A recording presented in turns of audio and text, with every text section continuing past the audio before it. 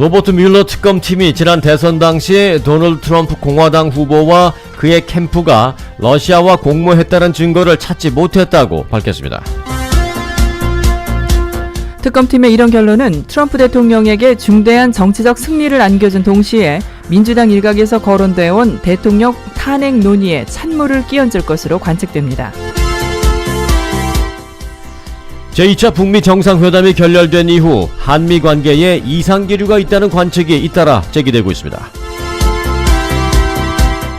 이상기류의 요지는 미국은 북미 정상회담 결렬 이후 대북 압박의 강도를 높이고 있는데 한국은 개성공단과 금강산 관광 등 남북 경협에 대한 의지를 재확인하는 등 대북 정책을 놓고 엇박자가 나고 있다는 것입니다. 뉴질랜드에서 발생한 이슬람 사원 테러의 충격이 채 가시기도 전에 어제 새벽에는 남가주 에스콘디도의 한 이슬람 사원에서 뉴질랜드 사건을 언급하는 낙서와 함께 방화로 추정되는 화재가 발생했습니다. 지난 토요일 새벽 1시쯤 한인타운 인근 벌몬트와 선셋 코너의 지하철역 안에서 총격 사건이 발생했습니다. 다행히 피해자는 생명에 지장이 없는 상태입니다. 이 역에서는 지난 14일에도 한 노숙자 남성이 지하철을 이용하려는 60대 여성을 비상계단으로 데려가 구타와 성폭행을 저지르는 사건이 발생한 바 있습니다. 캘리포니아주를 포함해 미국 내 6개 주에서 판매된 아보카도가 리스테리아균 오염 가능성으로 리콜됐습니다. 해당 아보카도에는 브라보카도라는 노란색 스티커가 붙어 있습니다. 파워볼 복권 당첨자가 지난 토요일 추첨에서도 나오지 않아 당첨 금액이 7억 5천만 달러까지 치솟을 전망입니다. 다음 추첨은 오는 수요일 있게 됩니다. 제28대 미주 한인회 총연합회 회장 선거에 출마를 선언한 남문기 전 회장의 후원 행사가 지난 토요일 JJ 그랜드 호텔에서 열렸습니다. 100여 명의 관계자가 참석했습니다. 지난 금요일 태국행 비행기를 타려다 긴급 출국 금지를 당한 김학의 전 법무차관이 결국 검찰의 강제 수사를 받게 되었습니다. 김학의 전 차관은 뇌물 혐의 등 제기되는 의혹에 대한 수사를 본격적으로 받게 되지만 특수 강간 혐의는 빠졌습니다. 그 이유가 주목됩니다. 뿐만 아니라 당시 청와대의 민정수석으로 근무하던 곽상도 의원과 이중휘 당시 민정비서관이 수사 중인 경찰을 질책했다는 혐의에 대해서도 조사가 이루어질 전망입니다. 지난주 아시아나 항공이 회계 감사를 통과하지 못하면서 후폭풍이 일고 있습니다. 오늘까지 주식 거래가 중단된 가운데 신용 등급이 떨어질 가능성도 높은데 이 경우 회사 자금줄에도 상당한 문제가 생길 전망입니다. 클럽 버닝썬의 수사가 속도를 내고 있습니다. 민감룡 경찰청장은 연예인 유착 의혹을 받고 있는 경찰이 더 있을 수 있다며 현재 거론되는 5명 외에 추가될 가능성을 언급했습니다. 일본의 후생성 간부 한 명이 지난주 인천공항에서 한국인이 싫다며 난동을 부린 데 이어 이번에는 같은 후생성의 다른 간부가 자신의 SNS를 통해 한국인들은 속국 근성이 있는 민족이라며 혐한 글을 올려 논란이 일고 있습니다.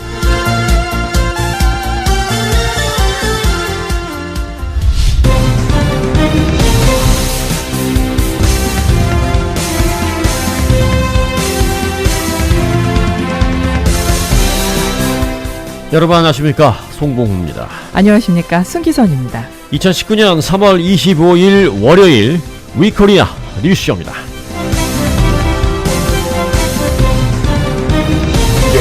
And I'm Misha DeBono. We begin tonight with a warning from health officials. One of California's favorite foods is being recalled. Avocados packaged and distributed from a facility in Escondido may be contaminated with listeria.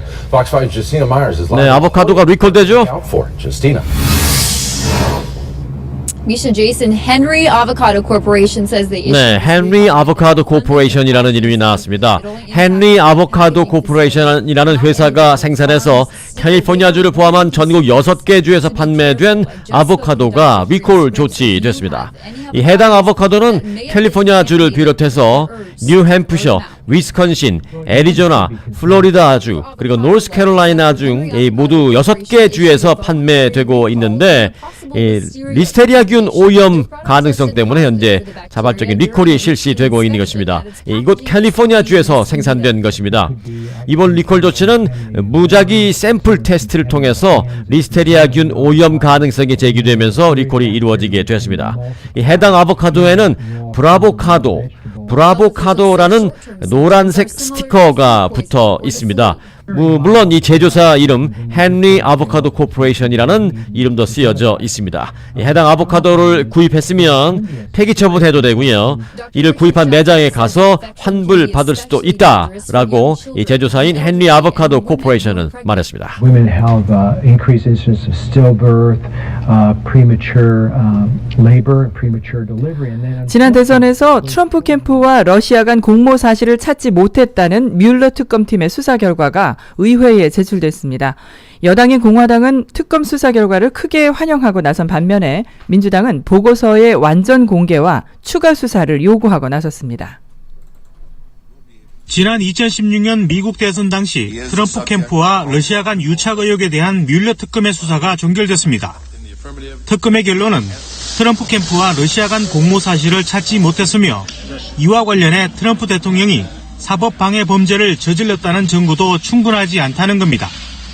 미 법무부는 이 같은 내용을 담은 4페이지 분량의 뮬러 특검 수사 보고서 요약 사안을 의회에 제출했습니다. 특검의 보고서를 받은 여야의 반응은 엇갈렸습니다. 공화당 소속인 린지 그레이엄 상원 법사위원장은 트위터를 통해 오늘은 법치를 위해 좋은 날이다. 트럼프 대통령의 뇌리를 떠나지 않은 먹구름이 그쳤다며 크게 환영했습니다. 그러나 야당인 민주당은 특검팀이 제출한 보고서 요약본만으로는 부족하다며 원본 전체 공개를 요구하고 나섰습니다. I intend to fight for that transparency. We will ask the Attorney General to testify before the House Judiciary Committee. We will demand the release of the full report. 트럼프 대통령은 앞서 특검 수사 결과에 대해 공모도 사법 방해도 없었다며 완전하고 전면적인 무죄라는 입장을 밝혔습니다. There was no collusion with Russia. There was no obstruction and none whatsoever. And it was a complete and total exoneration. 22개월간에 걸친 특검 수사는 종료됐지만 보고서의 전면 공개 여부를 놓고 미 정치권의 공방은 계속될 것으로 보입니다. KBS 뉴스 서태교입니다. The Escondido community waking up to the news, wanting to see it for themselves. 10 News reporter Rina Nakano was with community leaders as they saw those blackened walls for the first time.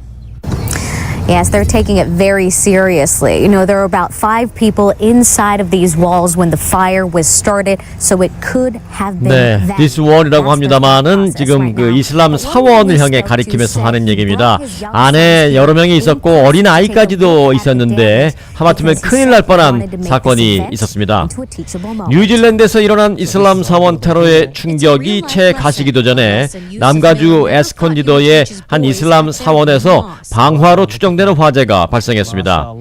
인명 피해는 없었습니다만은 화재 현장 인근에서 뉴질랜드 참사를 언급한 낙서가 함께 발견돼 이 지역 사회가 바짝 긴장하고 있습니다. 50 Muslims in 2 New Zealand mosques in a terror attack, but that was 6,900 miles away. This is steps from his home. We didn't anticipate that this would happen here. And so soon. Escondido police say what happened early this morning. AP통신 등에 따르면 경찰과 현지 소방당국은 어제 새벽 3시쯤 캘리포니아주 남가주 에스콘디도의 한 이슬람 사원에서 화재로 외벽이 그을렸다는 신고를 받고 출동했습니다. 당시 사원 안에서 잠을 자고 있던 신도 7명은 타는 냄새를 맡고 화재가 발생한 사실을 알아차렸습니다. 이들은 소방관이 도착하기 전에 불길을 자체적으로 진화해서 불이 더 크게 번지는 것을 막을 수는 있었습니다. 하지만 인근 주차장에서 뉴질랜드 크라이스트 처치의 이슬람 사원에서 약 열흘 전에 벌어졌던 이 총기 테러를 언급한 낙서가 발견되면서 당국이 혐오 범죄 가능성에 무게를 두고 수사에 나섰습니다. 경찰에 따르면 화재는 화학 물질을 이용한 방화로 추정되지만 용의자의 신원은 아직 확보하지 못했다라고 전하고 있습니다. One on reality. So guys, remember be safe. There are people who are up to no good, but there are a lot of people out here doing good too. 최근 LA 한인타운 인근 메트로 지하철역에서 성폭행과 총격 등의 강력 사건들이 연달아 일어나면서 타운 인근 대중교통 안전에 비상이 걸렸습니다. LA 경찰국에 따르면 지난 23일 오전 1시경 한인타운에서 가까운 메트로 레드라인 벌먼과 선셋역에서 26세의 용의자가 한 남성에게 총격을 가하는 사건이 발생했습니다. 피해자는 인근 병원으로 긴급 후송돼 생명에는 지장이 없는 상태이고 용의자는 당일 체포된 것으로 알려졌습니다. 앞서 지난 14일 오후 6시경에도 같은 역에서 한 노숙자 남성이 지하철을 이용하려는 60대 여성에게 길을 물어보려고 접근해서 여성을 비상계단으로 데려가 구타 및 성폭행을 저질렀습니다. 최근 LAPD는 성폭행 용의자가 산타모니카와 캄튼 지역에 자주 등장하는 노숙자라고 밝히면서 용의자를 공개 수배했습니다. 용의자는 5피트 7인치가량의 키에 몸무게는 165에서 180파운드가 나가는 흑인 남성으로 머리는 삭발했고 왼쪽 팔에 2, 3인치의 큰 흉터가 있는 것으로 전해졌습니다. 이처럼 타운 인근 같은 지하철역 안에서 잇따라 두 차례의 범죄 사건이 발생하자 메트로의 치안에 대한 우려의 목소리가 커지고 있습니다. 그런가 하면 LA 한인타운에서 총기와 칼 등으로 무장한 강도들이 카제킹, 차량을 빼앗는 범죄 행각이 잇따라 또 발생하고 있습니다. LAPD에 따르면 지난 20일 새벽 2시 25분쯤 한인 식당들이 밀집해 있는 삼가와 호바트 지역에서 차량 강도, 카제킹 피해 신고가 접수되었습니다. 10여 년째 한인타운 내 신문 가판대에 신문을 배달하고 있는 한인 이모 씨는 여느 때와 같이 새벽에 배달 일을 마치고 올라탄 차에서 이상한 낌새를 느꼈습니다. 방금 전까지만 해도 없었던 이 전동 스쿠터 한 대가 차량 뒷바퀴 밑에 끼어 있었던 것입니다. 어쩔 수 없이 확인을 위해 차량에서 내린 이 씨에게 갑자기 강도들이 총을 겨누며 다가왔습니다.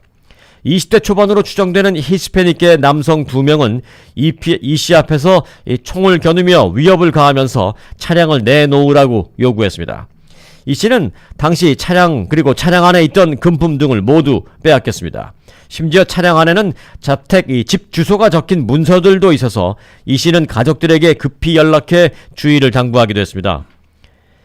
현재 경찰은 해당 사건에 대해서 이 갱단 소행으로 추정하고 있으며 수사 중이다라고 밝혔습니다. 이 씨가 빼앗긴 차량은 파란색 현대 엘란트라였습니다. 그런가 하면 같은 날 비슷한 사건이 한인타운에서 잇따라 또 발생했습니다. 같은 날 오후 2시 30분쯤 유동인구가 많은 윌셔 블루버드와 놀만디 애비뉴 인근에서 용의자 한 명이 차량 탈취를 시도해 경찰이 출동했습니다. 보고된 바에 따르면 당시 용의자는 칼로 무장하고 있었으며 검은색 닛산 알티마 차량을 타고 도주했습니다. LAPD 올림픽 경찰서 차량 관련 사건 담당 수사관은 최근 차량 탈취 그리고 도난 관련 신고가 한 주에 많게는 16건씩 보고되고 있다며 주민들은 귀중품을 차 안에 두지 않는 등 더욱 주의를 기울여야 할 것이라고 강조했습니다. 파워볼 복권 당첨자가 지난 토요일 추첨에서도 나오지 않았습니다. 때문에 당첨 금액이 7억 5천만 달러까지 치솟으면서 미국 전역에 로또 광풍이 몰아치고 있습니다. 이번 파워볼 잭팟 당첨금은 역대 4번째로 높은 액수로 미국에서 판매되는 모든 복권을 통틀어서는 역대 7번째입니다. 추첨은 오는 27일 수요일에 다시 실시됩니다. 만약 이번에 잭팟이 터지면 일시불로 4억 6,550만 달러를 받을 수 있습니다.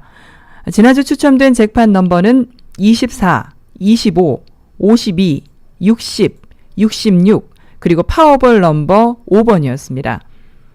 이번 추첨에서 당첨자가 여러 명 나왔는데 200만 달러를 받게 될 2명의 당첨자는 플로리다와 위스콘신주에서 또 100만 달러 5명의 당첨자는 뉴욕과 뉴햄프셔, 사우스캐롤라이나, 일리노이주 등지에서 나왔습니다.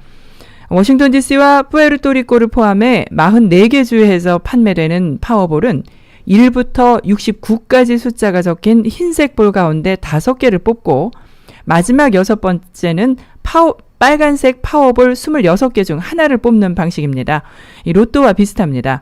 한편 파워볼 당첨 확률은 이론적으로 2억 9,200만 분의 1입니다. 다음 달부터 월마트와 아마존, 이베이 등 주요 유통 채널에 한국 수산식품이 입점하게 됩니다.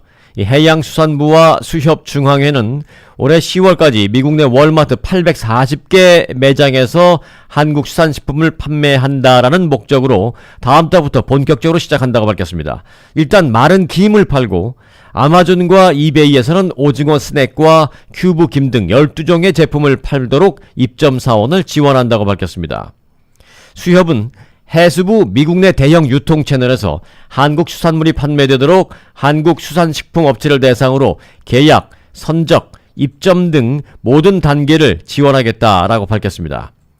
LA 무역지원센터에 2년 전부터 입주 중인 김 가공업체 3회 상사는 미국 소비자 기호에 맞춘 스낵용 김으로 지난해 880만 달러의 수출 실적을 거뒀습니다. 올해도 이번 달까지 152만 달러의 수출을 이미 기록해 연말까지 1240만 달러의 달성을 내다보고 있습니다.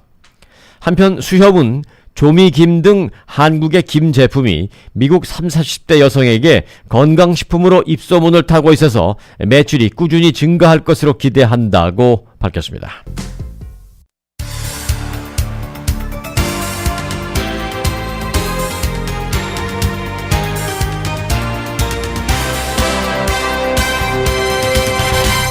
(2019년 3월 25일) 월요일 위코리아 뉴스쇼 함께하고 계십니다.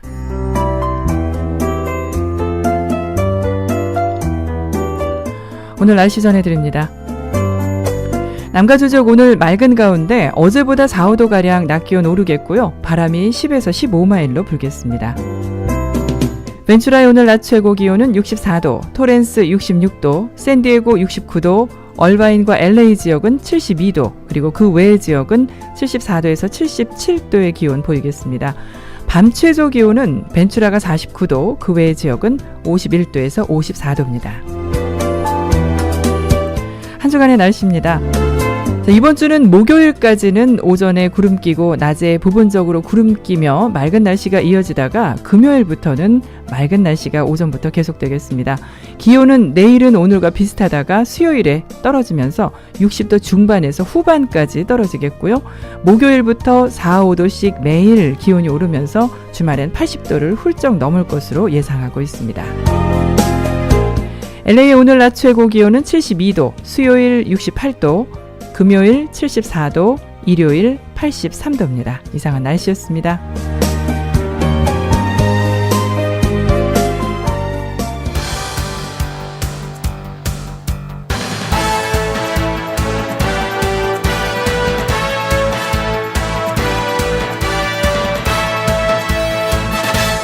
네, 김학의 전 법무차관과 관련된 보도가 연일 나오고 있는데 몇 가지 용어가 제대로 정립되지 않은 부분도 있습니다.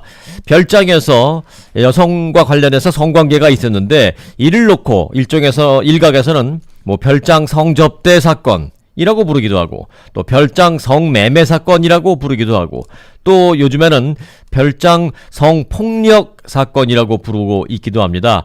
거기다가 또 이제는 살짝 또 용어가 바뀌어서 특수 성폭력, 즉 특수 강간이라는 용어까지도 나오고 있습니다. 이 별장 성폭력 의혹의 당사자인 김학의 전 법무부 차관 사건에 대해서 검찰 과거사위원회가 재수사하라라고 권고를 했습니다. 검찰이 이를 받아들이기로 했고요. 이로써 이 사건은 이제 진상조사 차원에서 공식 수사로 전환됐습니다. 이 재수사는 5년 만에 하게 되는 건데요. 그런데 이제 이 재수사를 하라라고 권고한 그 권고 내용을 보면 2013년 박근혜 정부 민정라인의 외압 의혹도 함께 수사하라라는 것으로 권고 내용이 되어 있습니다. 이 부분은 집중적으로 지금 의혹과 관심이 제기되고 있는데 박근혜 정부 민정라인의 외압 의혹, 박근혜 정부 당시 청와대 민정수석 비서관들을 중심으로 한 외압 의혹이 과연 이제 드러날 수 있을지 주목됩니다. 이 사건이 권력층에 의한 성폭력, 부실수사, 그리고 수사 외압으로까지 번지고 있습니다. 자, 재수사의 권고 내용을 좀 함께 알아보겠습니다. 별장 성폭력 의혹 사건의 장본인인 김학의 전 법무차관에 대한 수사가 다시 시작됩니다. 법무부 검찰과거사위원회는 오늘 3시간 회의 끝에 재수사를 권고했고 법무부는 곧바로 검찰에 이를 송부했습니다. 김학의 전 차관 사건과 관련하여 김학의에 대한 특정 범죄 가중처벌 등에 관한 법률 위반, 뇌물 혐의. 2013년과 2014년 1, 2차 수사 때는 없었던 김 전 차관의 뇌물 혐의가 이번 수사 권고의 핵심입니다. 과거사위는 건설업자 윤중천 씨가 2005년부터 2012년 사이 수천만 원 상당의 금품과 향응을 김 전 차관에게 제공했다는 진술을 확보했다고 밝혔습니다. 지난 수사에선 이른바 별장 성폭력만을 뇌물로 보고 김 전 차관의 계좌는 확인하지 않았습니다. 뇌물수 수액이 1억 원을 넘으면 공소시효는 15년, 충분히 처벌이 가능해집니다. 과거 수사를 벌였던 동료들을 수사하게 된 검찰은 특별수사팀 구성 등을 검토하는 것으로 전해졌습니다. 자료가 오면 자료를 보고 법적 절차에 따라서 빈틈없이 대비를 하도록 하겠습니다. 세 번째 수사를 받게 될 김학의 전 차관은 변호사를 통해 입장문을 내고 뇌물수수 의혹은 전혀 사실 무근이라고 반박했습니다. 지난 주말 출국 시도에 대해선 쓸데없는 오해를 불러일으킨 점은 있지만 도피하려 한 것은 아니었다고 해명했습니다. 하지만 과거사위는 김 전 차관의 출국 시도에 대해 도대체 국민들을 뭘로 보고 그러셨는지 이례적으로 강하게 공개 비판했습니다. KBS 뉴스 김성수입니다. 네, 이와 함께 당시 청와대가 진상규명을 방해한 정황에 대해서도 본격적인 수사가 진행됩니다. 특히 법무부 과거사위원회는 당시 곽상도 청와대 민정수석과 이중희 민정비서관의 실명까지 공개했습니다. 이들이 수사 중인 경찰을 질책했고 직권을 남용한 혐의가 있어 수사로 밝혀야 한다는 겁니다. 2013년 3월 18일 경찰청 특수수사관은 김학의 별장 성범죄 사건에 대한 내사에 착수했습니다. 동영상의 존재가 알려진 지 나흘 만이었습니다. 내사는 곧 수사로 전환됐습니다. 과거사위원회는 당시 김 전 차관을 내사하던 경찰을 청와대 민정수석이던 곽상도 자유한국당 의원과 민정비서관이던 이중희 변호사가 질책했다고 밝혔습니다. 경찰청 수사 지휘 라인을 부당하게 인사조치했다고도 했습니다. 또 문제의 성범죄 동영상을 조사하던 국립과학수사연구원에 청와대 행정관을 보내 동영상과 감정 결과를 보여달라고 요구했다는 겁니다. 과거사 진상조사단은 이와 관련해 당시 청와대 민정수석 비서관 소속 공무원, 경찰 공무원 등의 진술을 확보했습니다. 이에 따라 위원회는 곽 의원과 이 변호사의 직권남용 혐의에 대해 검찰이 수사를 해달라고 권고했습니다. 일단 박근혜 청와대의 수사 방해 정황을 검찰에 넘긴 조사단은 김 전 차관의 임명 과정에 대한 의혹도 살필 예정입니다. 또 2013년, 2014년 검찰 수사팀과 지휘 라인을 상대로 부실 수사 의혹도 계속 조사할 계획입니다. JTBC 강버들입니다. 네, 지금 들으신 것처럼 한국당 곽상도 의원은 정치 공세일 뿐이라고 주장을 하고 있습니다. 그런데 당시 민정수석실 공직기강 비서관이었던 민주당의 조홍천 의원은 관련 첩보를 담은 보고서를 곽상도 의원에게 전달했다고 주장했습니다. 허태열 당시 비서실장에게도 보고가 됐다고 했습니다. 김학의 전 차관의 성접대 의혹 수사와 관련해 경찰 수사 라인에서 당시 박근혜 청와대가 수사에 외압을 행사했다는 취지의 주장을 하고 있습니다. 당시 수사 관계자는 JTBC와의 통화에서 김학의 차관 임명에 대해 여러 차례 청와대에 우려를 전달했지만 오히려 수사 담당자들이 인사조치를 당했다고 주장했습니다. 당시 청와대 민정수석실 공직비서관으로 함께 청와대에 근무했던 민주당 조홍천 의원은 김 전 차관 성접대 관련 소문이 있고 이것이 사실이라면 정권에 엄청난 부담이 된다는 내용의 최종 검증 보고서를 보고했다고 밝혔습니다. 조 의원은 이 보고서가 곽상도 당시 민정수석과 허태열 비서실장에게 보고가 됐다고 밝혔습니다. 보고서 작성 이후 대통령 쪽에서 조홍천이 김학의를 무고한다는 반응까지 나왔다는 것이 조 의원의 주장입니다. 조 의원의 주장대로라면 청와대가 김 전 차관의 성범죄 가능성을 인지하고도 차관 임명을 강행한 겁니다. 김 전 차관 임명을 강행한 배우에 대한 규명 요구도 커질 것으로 보입니다. JTBC 박수현입니다. 네, 김학의 전 차관과 관련해서 많은 국민들이 가장 또 분노하고 하는 것이 뇌물 이런 것도 있겠습니다만은 성폭력, 성폭행, 성접대, 성매매, 특수강간 등등과 관련된 부분입니다. 동영상도 그런 상황의 동영상이 공개되고 유포됐기 때문에 그 부분에 대해서 국민들이 관심을 갖고 있는 것은 사실인데, 이번에 재수사 권고에서 이 특수강간 혐의는 빠져 있습니다. 왜 빠졌을까 궁금해하시는 분들이 많은데요. 일단 뭐 공식적으로 왜 빠졌는지를 발표한 건 없으니까 우리가 유추해 볼 수밖에 없는데, 일단 진상조사단이 지난 두 차례 수사 결과 지난 2013년과 14년에 이 사건을 조사했을 때 검찰이 피해자의 주장만을 그냥 믿을 수도 없고, 피해자의 주장만을 100% 믿을 수도 없고, 증거도 충분하지 않고 해서 특수강간 혐의는 빠졌다라고 그때 얘기했는데, 그때 발표한 이 내용을 뒤집을 만한 결정적인 증거를 지금 또 얻을 수는 없었기 때문에, 확보하지 못했기 때문에 이번에도 이걸 넣지 못한 것으로 알려졌습니다. 특수강간 혐의는 왜 특수자가 붙었을까요? 일반적인 성폭행은 이제 강간인데, 특수라는 이름이 붙은 것은 뭐 흉기나 이런 위험한 물질을 사용했다거나, 또는 한 사람이 아니라 남성 2명이 뭐 강간을 같이 했다거나 이런 식의 상황이 발생하면 특수라는 이름을 붙여서 특수강간이라고 하는데, 이번에는 김학의 전 차관 외에 그에게 스폰서가 돼 있는 그 건설업자 윤중천 씨가 같이 이 성폭력에 가담을 했다라고 해서 특수강간이라는 이름은 붙였습니다만은, 그렇게 의혹을 받고 있는 윤중천 씨가 강하게 부인을 하고 있고, 또 그렇다고 해서 윤중천 씨가 그렇게 했다라는 증거를 확보하지 못했고, 이런 상황이기 때문에 특수강간 혐의를 지금 적용하지 못하고 있는 것으로 보입니다. 만일 적용할 수만 있다면 처벌할 수는 있습니다. 이 특수강간 혐의는 공소시효가 15년입니다. 때문에 지난 2008년에 이 상황이 발생했죠. 그래서 지금 11년이 지났기 때문에 특수강간 혐의는 공소시효가 남아있어서 처벌이 가능합니다. 그런데 지금 재수사 권고 내용에 들어가 있는 가장 중요한 혐의, 뇌물 혐의인데요. 이 뇌물 혐의는 참으로 어처구니 없는 게 공소시효가 10년입니다. 그래서 사실 이거 뇌물 혐의는 공소시효가 지났거든요.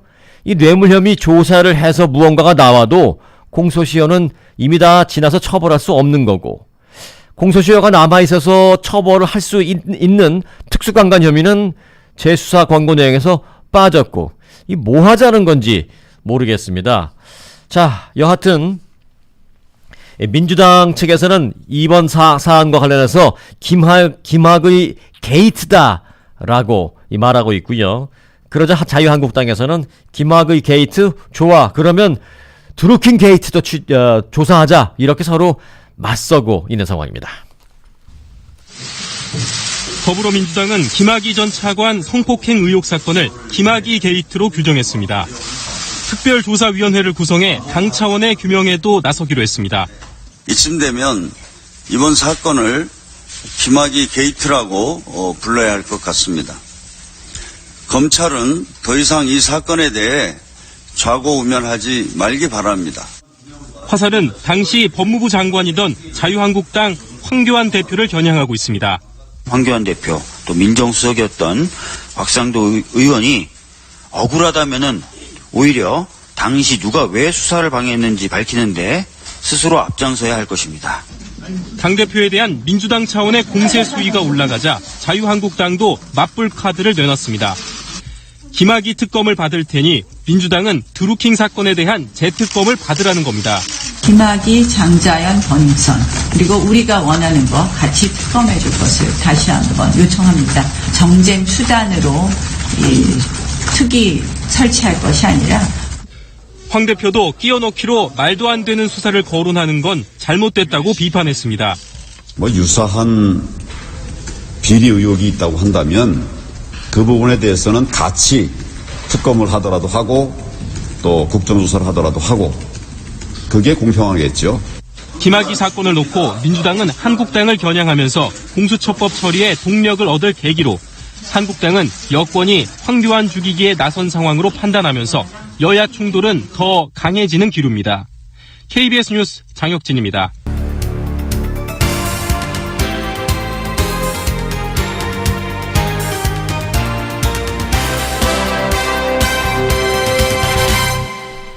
(2019년 3월 25일) 월요일 위코리아 뉴스쇼 함께하고 계십니다.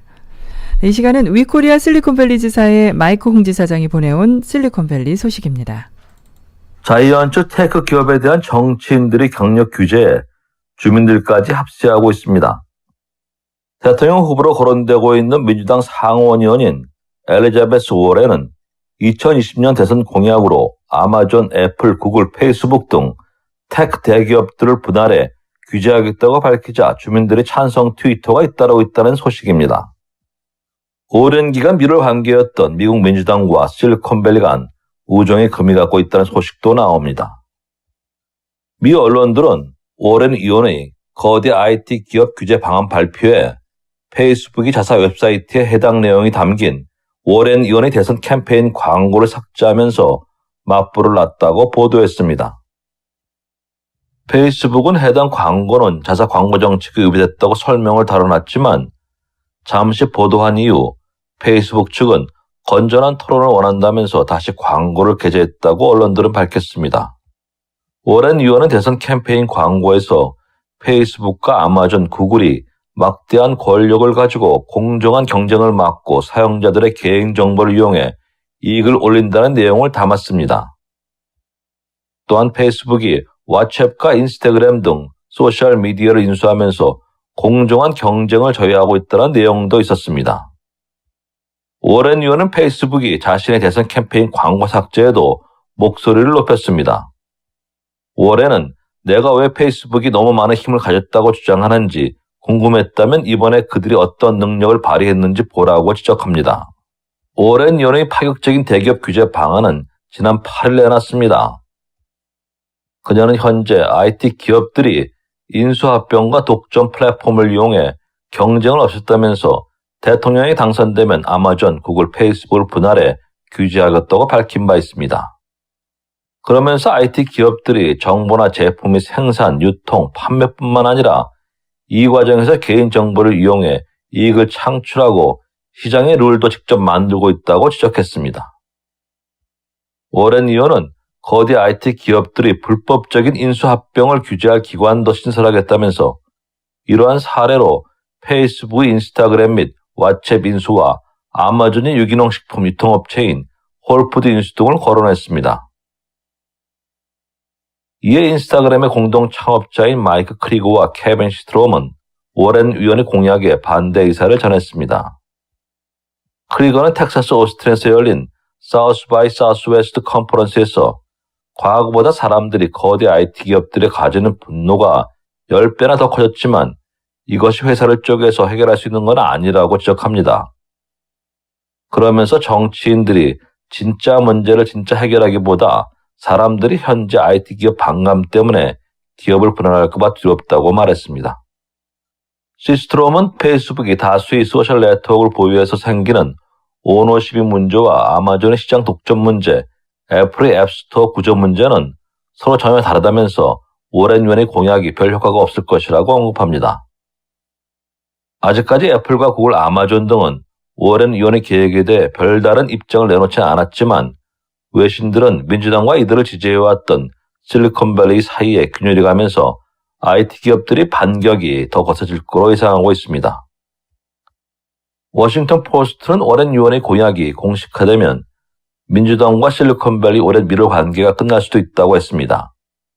파이낸셜 타임스도 실리콘밸리 주머니 속에 들어있던 민주당의 가장 뜨거운 이슈를 꺼내들었다고 설명합니다. 그러면서 워렌 의원이 페이스북이나 구글 등 광고 플랫폼 없이 대선 캠페인을 진행할지 위선적이라는 논란을 안으며 이들에게 의존할지는 의문이라고 전했습니다. 이번 워렌 의원의 발언에 많은 주민들은 지지 의사를 전했습니다. 테드 크루즈 공화당 상원의원도 워렌 의원의 발언에 찬성한다는 의사를 전하면서 페이스북이 각종 소셜미디어를 통해 너무 많은 정보를 독점한다고 지적했습니다. 또한 이들 텍 기업들이 권력이 날로 커지고 있음을 경계해야 한다고 주장했습니다. 실리콘밸리에서 마이크 홍이었습니다.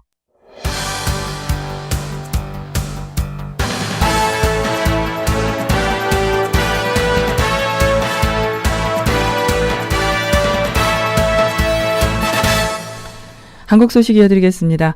이부진 호텔 신라 사장이 프로포폴을 상습 투약했다는 의혹을 수사하는 경찰이 관련 자료를 확보하는 데 애를 먹고 있습니다. 경찰은 대부분의 병원 기록이 손으로 작성됐고 당시 마약류 관리 대장도 확보하지 못했다면서 곧 원장과 병원 직원을 불러 직접 조사하기로 했습니다. 또 이부진 사장의 프로포폴 상습 투약 의혹이 담긴 카카오톡 대화가 공개된 것과 관련해 경찰이 추가로 확인하고 있습니다. 이부진 호텔 신라 사장에게 프로포폴을 상습적으로 놓아준 의혹을 받는 병원입니다. 경찰은 병원장 유모 씨를 의료법 위반 등의 혐의로 입건하고 의혹을 제기한 전 간호조무사 A씨도 불러 조사했습니다. 앞서 경찰은 지난 23일 8시간에 걸쳐 병원을 압수수색했습니다. 프로포폴 투약 의혹이 제기된 2016년 당시 진료 기록은 확보했지만 마약류 관리 대장은 확보하지 못했습니다. 환자별 투여량은 진료 기록에 나와 있지만 병원이 마약류를 어떻게 관리했는지 전반적인 실태를 파악하기 위해선 관리 대장이 있어야 합니다.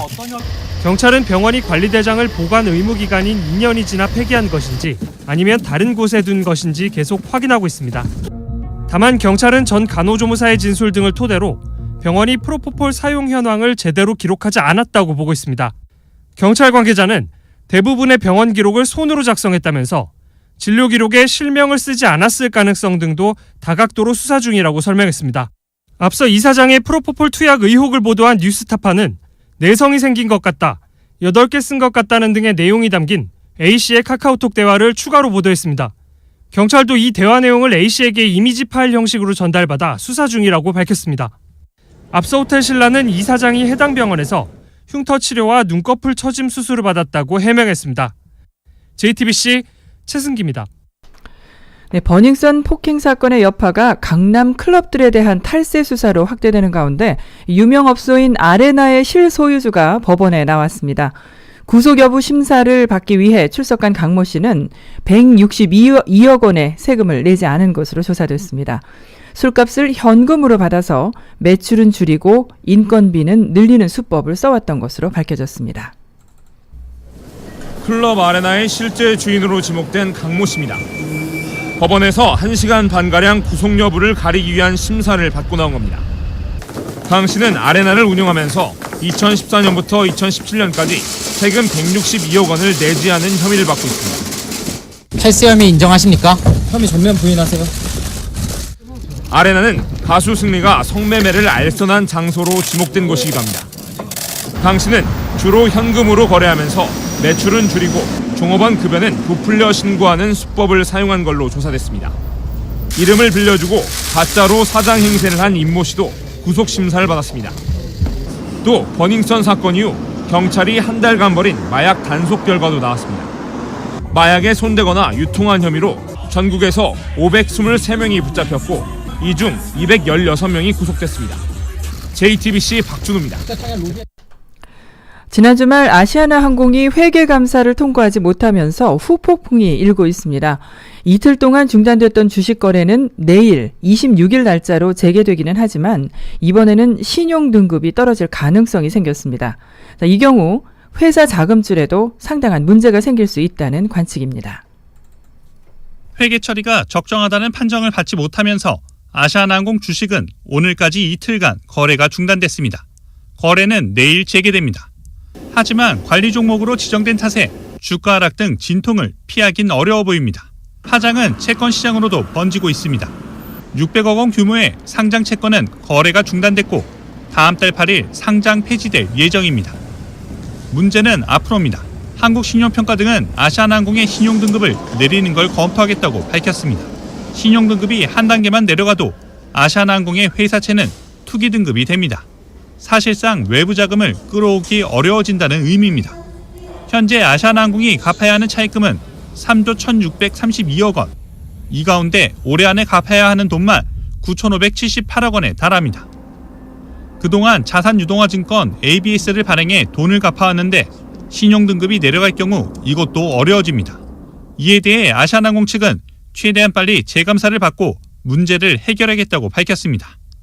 JTBC 박여우입니다.